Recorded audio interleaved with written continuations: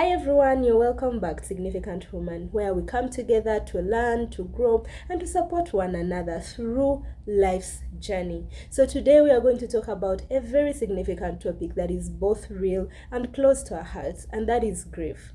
Specifically, we are going to be talking about stages of grief and how to navigate each one of them. And I'm going to be sharing from personal experience because I've ever suffered a major loss in my life, and that was in 2020 when I lost my dad. So we all experience loss in life, whether it is a loss of a loved one, it can be a separation, it can be divorce, it can be a loss of a friendship, or even a big change in life's plan. And let me tell you something, grief is not a straight path, and it is a unique experience for each one of us.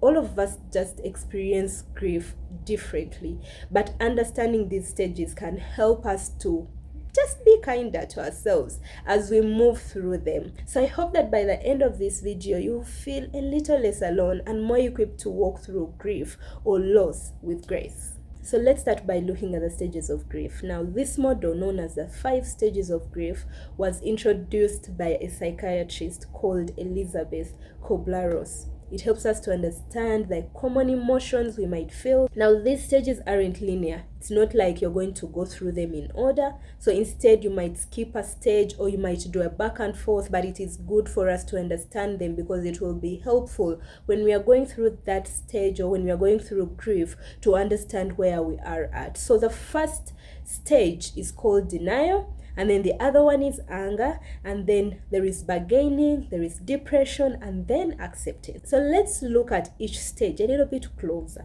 So the first stage is called denial, and denial protects us from the immediate shock after a loss. So it's common to think, this cannot really be happening, or you just don't want to come to terms with it. And during this stage, feeling numb is common in the early days after a funeral or after a separation, after a divorce, or just a loss of a friendship, And so sometimes people just carry on as if nothing happened. And I remember when I had just lost my dad, I think for the first 2 months, I just was numb. I just didn't come to terms with the whole thing of, okay, my dad had passed. Because I remember after her, it was in December, and the 2 weeks I was given after, like at work, they give you some time maybe to mourn and, all that. So that 2 weeks poured into Christmas. So I was home for like 2 months. And all that time, I was just really not coming to terms with it. There were many people around us. We tried to be together as a family, tried to celebrate during Christmas and carry on and, just try to figure out how life was going to move on without our father. But when I came back to Kampala, now my home is away like 5 hours away from Kampala. When I came back to Kampala and I found myself alone in my room, that's when it really started to kick in. But for the first 2 months, life just didn't make sense at that point. And I think at that point I was really in the denial stage. And the second stage is anger. So anger is a completely natural emotion and very natural after losing someone. So loss, even if it's a divorce or separation or death or loss of a friendship, it can feel cruel and unfair, especially when you feel like someone has gone before their times or you had plans for the future with this person. You really feel like you have been robbed, and anger sometimes just can overwhelm you. So it's also common to feel angry at the person you lost, or you feel angry at yourself, or you even feel angry at God for allowing that loss to happen. The third stage is bargaining. So when we are in pain, it's sometimes hard to accept that there was nothing we could have done to change things. And so bargaining is when we start to make deals with ourselves or perhaps with God, and we want to believe that if we had acted in a particular way, we would, we will feel better. And it's also common to find ourselves going over and over again over the things that happened in the past and asking a lot of what if questions, wishing we could do, we could go back and change things in the hope things could have turned out differently. Because up to now, 4 years after, I still bargain with myself sometimes, because I always say, So maybe if we had taken my dad to a better hospital, another hospital, maybe he would have been okay. Right now, he would still be with us. Or maybe if he had done this and the other, maybe he would be okay. And then sometimes I say, hey, was I really a good daughter? Did I spend enough time with this guy? Did he know that I loved him? So all those emotions and those questions always keep on popping up.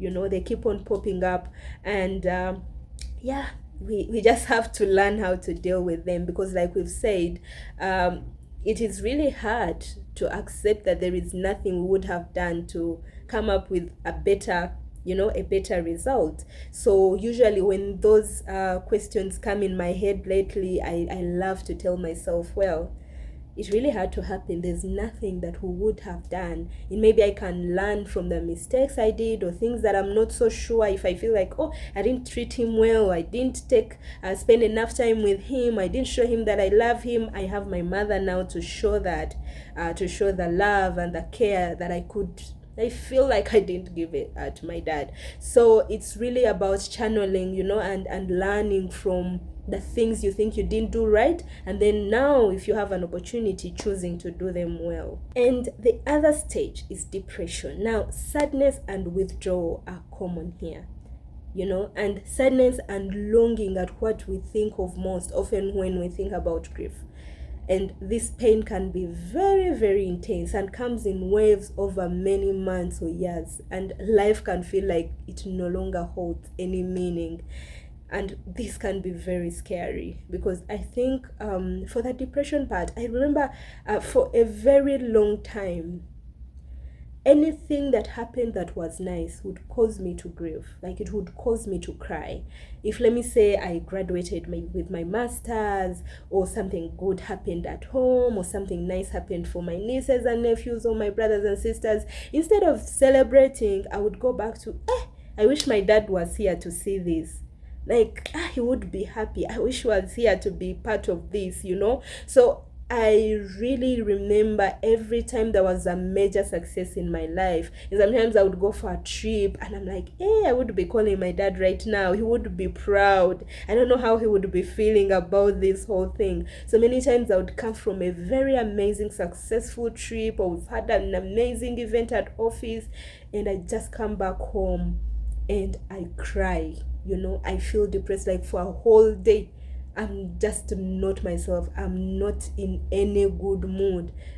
I'm crying, I'm wailing, I'm wishing, I'm thinking, and that sadness would overwhelm me. So for a very long time, I don't remember celebrating anything that happened in my life. Like, things would be good and I'm just tearing, my heart is heavy, and I go back to my house and I'm just crying. So at some point, I just didn't even want anything nice to happen, because now it would remind me of the whole bit of, well, my dad is not here to celebrate with me.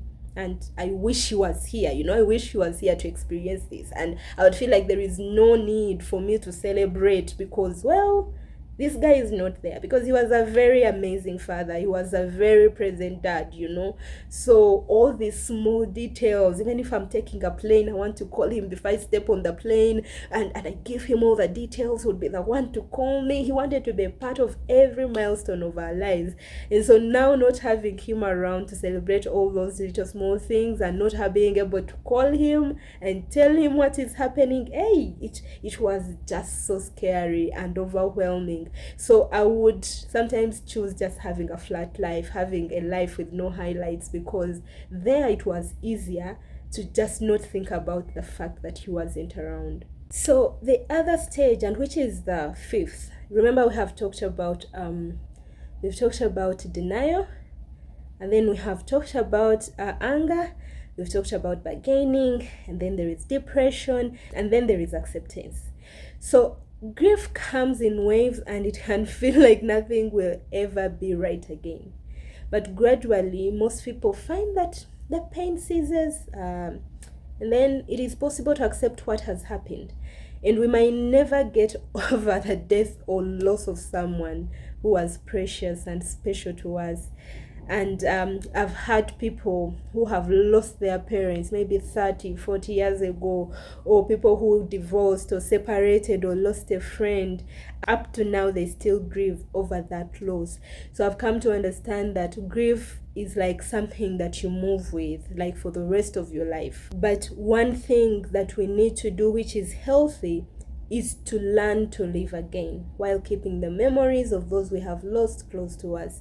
So this stage is about finding a new rhythm or purpose in life, learning to live without these people. Now, before we continue to talk about ways to cope through all these stages, I'm going to ask you kindly, please subscribe to our channel if you haven't, but also you can like this video, and when you finish watching it, please forward it to other people whom you know might need this information. Now, I was talking with a friend recently, and it was interesting because I was really thinking about doing this video, and she asked me a question: how long should someone take to grieve? Because she knows someone who lost their father last year in March, but every day this guy is grieving. He's posting photos on his social media when he has gone to visit the grave, when he's crying, when he's sharing memories. And he's not sharing memories from this whole point of celebrating the father, but he's sharing from a depressed and a broken and a sad mourning way. So when she asked me, I realized, and we actually talked about the whole bit of, yes, we lose people, we grieve, but we need to snap out of it. We need to find ways of how to handle grief or loss in a healthy way. So it might not be a one size fits all, because we all grieve differently. Like I've said, it is a unique experience to all of us. But I'm going to encourage you, whether you lose a friend or your husband or a loved one, or if it's death or it's just a separation, or this person, anything that leads to grief and loss, you have to find all ways possible to deal with it. Because if you don't, it might lead to depression. It can lead to many bad consequences. So these are just a few ways to cope through the process, no matter which stage you are in. So the first thing is to practice self-care. You need to prioritize rest, nutrition, and gentle activities that renew your energy. And that is why you need to know who you are, know what works for you, and please do that. But then the other thing that you need to do is to connect with others. Please, if this works for you, don't hesitate to lean on friends, on family, or support groups. For us, it was difficult. One thing I've realized is that when you lose someone, especially if it's like death, your family is not going to be very helpful, because each one of them, as a family, each one of you is trying to deal with this loss. So for me, there was no one going to depend on my sister, there was no one going to depend on my brothers or even my mom. Actually, it was us who were supposed to be there for my mom. So we really had we didn't have each other to lean on. But if you have friends, you have family, you have support groups that you can lean on, please, do not hesitate to do that, because you really need that support. But that also depends, because we all deal with it differently. For some of us, maybe you just want to withdraw, but make sure that the withdrawing is helping you and not vice versa. So if you just know that maybe you just need to take a vacation and just be with yourself, and that will help you get better, please, you can do that. But if you know that you need to lean on someone, even if their friends and family are not there, you can look for a support group, to just be around, so that you can go through this season effectively. And then the other thing is to express your feelings in any way that really works for you. It can be writing, it can be talking with someone, it can be praying, or even creating, art to express what you're feeling. Make sure that you don't just pile up those emotions inside. Crying, if crying helps you, please make sure that you wail. If you can go in your room and cry, please do that. I remember there was a neighbor when I returned from the village and came back. She asked me, how are you feeling? It was the first time someone actually asked me that, of Edith, how are you feeling? And I can't remember exactly what I shared with her, but to me that helped me to really come to terms with my emotions of, okay, how am I feeling? and that really helped me. So if you can express your feelings, and for some of us, I really didn't have to talk so much about it unless someone asked me. The only way that I could express my feelings was to really cry, to really cry and talk about it with just a few friends. But just make sure that you find a way of just letting those emotions out so they can go out. And if need be, make sure that you seek support, because like I've said again and again, we deal with grief very differently. So if you really need to talk to a counselor or a therapist, a spiritual leader, please do that. There is no shame in reaching out for help. Just to make sure that you do all that it takes to cope with this deep pain that you might not even know how to deal with. And then also the other thing is to be patient with yourself. You really need to allow yourself to grieve the loss. And many times you want to push this, but if you don't allow yourself to go through the process, the repercussions are going to be even worse. So do not kill yourself and you're like, okay, why am I not getting over this thing? Or why am I still feeling angry? Why am I feeling all these emotions? No, just give yourself time. And I will tell you that when you do that with time, for me it has taken maybe 4 years. Other people it might take 5, other people it might take 10. But as long as you're striving towards becoming better and coping with the loss and the grief and in the, the vacuum that you feel, as long as you're working towards dealing with them so that each day is better than the former. Before I conclude, I want to leave you with a comforting scripture. Psalms 34 verses 18, it says that the Lord is close to the brokenhearted and saves those who are crushed in spirit. In times of deep sorrow, remember that you are not alone and God is by your side and is with you. One thing I'm really thankful for is that during that period, before my father passed, God had strengthened me in Him. I was so anchored and rooted in Him, and I feel that is what has helped me to go through this process. Because I remember, I think like for 4 months, each morning I would listen to a Hillsong song, Oceans. I would listen to it and sing through it, and indeed God took my faith beyond borders. God deepened my faith in Him. So one thing that I want to encourage you to do is that in moments like this, even if you have support from everyone else, make sure that you are depending and leaning on God, because He is going to help you go through this more than anyone, more than the whole world combined, if I can say. Now, in our next video, I'm going to bring you a friend who has suffered loss. She's going to be sharing with us her experience. She lost her husband. She was still young. They were still a young couple with very young kids. They were living in a foreign land, and then she loses her husband suddenly.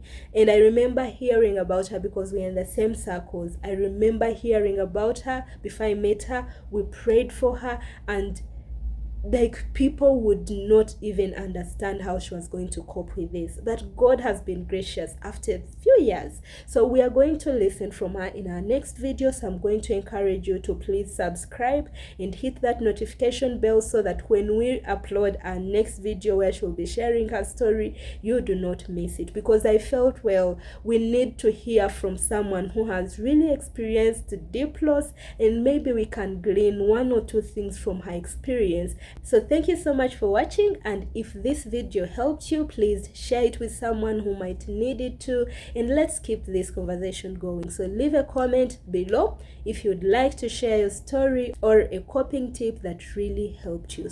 Until next time, and take care of yourselves. But remember, grief is part of healing, and every step you take brings you close to peace. So thank you so much for watching, and I'm going to see you in my next video. Bye.